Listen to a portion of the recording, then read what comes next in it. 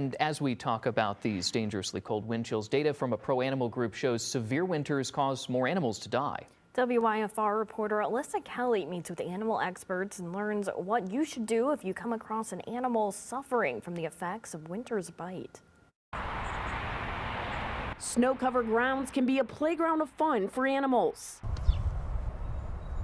But when temperatures drop below freezing, the fun can turn frightening and fast. A core body temperature below 98 Fahrenheit is already considered hypothermia. For wildlife, body temperature is just one concern in winter. Wind chills, moisture, body size, and age of the animal all play a factor in their well-being. So once the temperature starts dropping, it can decline very, very quickly. Stefania Gelendi with the University of Illinois College of Veterinary Medicine often sees hypothermic animals in Illinois and says if you find one, take extra care. If you handle them, you feel like they're approachable, handle them gently and use towels or gloves, never like barehanded, and then use gentle, gradual warming. Now, contrary to what many people believe is the right thing to do, you do not want to feed or give the animal water.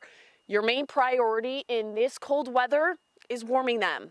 Sometimes when they're very cold, their swallow reflex is abolished, so they're not able to control their airways. Usually their digestion is very slowed down. So again, there's a risk of choking, aspirating the food. Experts add if you see the animal shivering, it means the temperature is low but not too severe. But an unresponsive animal is a cause for concern, and it's time to take action. Get them warm. Come on, people. If you did nothing more for anything than to make it warm, you would have done 90% of what you should have. In the state line, Alyssa Kelly, WIFR News. Experts say once the animal becomes responsive to the warming, it's important to immediately take it to the vet or rehabilitation center like Hoo Haven.